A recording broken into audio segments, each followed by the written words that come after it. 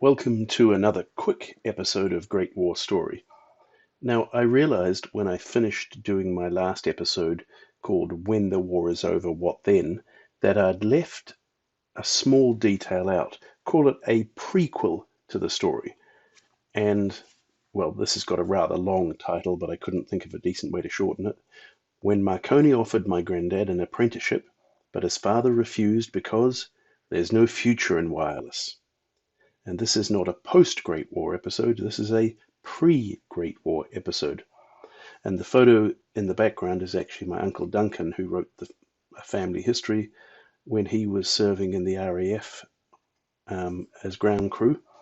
And he is in fact on a wireless machine. So if you happen to watch the last episode, you will have seen this slide before. If not, go back and watch it.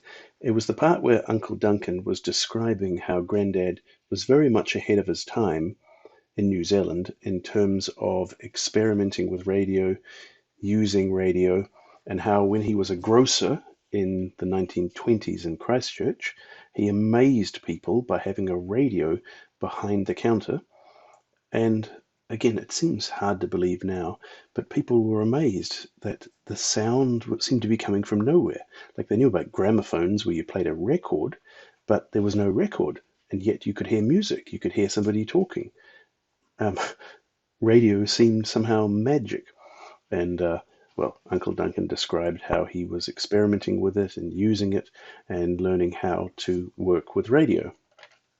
And that led, of course, to him ultimately, after, well, many failures in his life, things finally coming right, where he started out as a radio salesman and eventually became manager in the company's retail store and bought out the shop and made it R.B. Fowler, radio and electrical. And, well, after that, things really came well for him and he was able to buy a house in a prosperous neighborhood. So, Merry Christmas. Here's how to make sure of it. Buy an Atwater Kent radio. And my favorite ad, good evening. Have you realized what pleasure you're missing when you don't own a radio? Well, the interesting thing is there might actually be an explanation for why Grandad got into radio ahead of so many other people and knew that there was something there and maybe it was worth a go. And this, I only know about this because one of my older brothers, when he was in intermediate school, Americans would call it middle school, got a school assignment. And the school assignment was to interview a grandparent and ask them about their childhood. And thank goodness he did that, because if this school assignment hadn't happened, there would be so much of this information I would have no clue about. So I have a recommendation for you. If you have an elderly relative, go and ask them to just talk about it. Go and record what they say. Don't trouble them to write it all out. And what happened here was they made a recording on a cassette tape and sent it to us, and we've transcribed it, and it comes to about 6 pages typed, all about Grandad's youth from, well, his earliest memories and what it was like when he went to school and so on and so on. And, well, here's a few quotes from it. Because, and this is, remember, even though Grandad was born in New Zealand, after his mother died, his father basically gave up on New Zealand and moved back to London, taking the kids with him. So he's born in New Zealand, but spent most of his childhood and all of his teenage years, well, almost all of his teenage years in London. So here's what he had to say. Because there was no New Zealand house in London, many people who travelled over from New Zealand to London were sent to my father, and because he was busy at the Spats factory, he would arrange for me to have time off school to take these important visitors round to see the sights of London. And if you don't know what spats are, well, I found 2 examples for you. They're these sort of cloth covering things that go over the top of your shoes, because there's a future in spats. You might have thought there was no future in wireless, but he thought there was a future in spats. And, well, there's a photo of my grandfather's father, so my great-grandfather. I would have time off school to take these important visitors round to see the sights of London, St. Paul's, Westminster Abbey, Tower of London, etc., And this way, I got to know quite a few important New Zealanders. And, well, it's kind of nice when you have mention of these places that I've had the opportunity to visit those places myself. So each of these are my photos. So there's St. Paul's, there's Westminster Abbey, and there's the Tower of London. Now, in a much earlier episode, I think it was maybe the second episode I ever made, and I noticed not many people have watched it. It was the story of when Grandad first signed up for war in August of 1914. And I gave a bit of backstory about how he left London at age 18 on his own and returned to New Zealand. And this was one of the contacts that he had made as a child in London when John Aitken had visited London. This is one of the important New Zealanders who had stayed with him and who Grandad had been like a tour guide to show him around London. And when he arrived in Wellington, Aitken helped him out. And I know that actually my family in Wellington had a decades-long relationship with the Aitken family. So this was one example of one of these connections that Grandad made that I can confirm, and I have plenty of evidence for, and absolutely know that happened.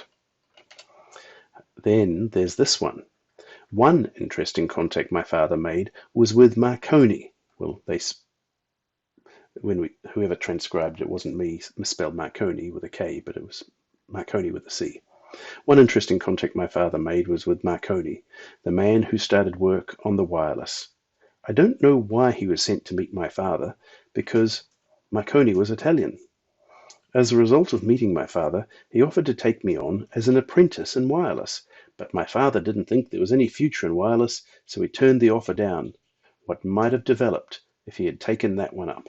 Now, Marconi was basically the inventor of radio. In the passenger ships, they didn't talk about having a radio room or a wireless room. They actually had a Marconi room.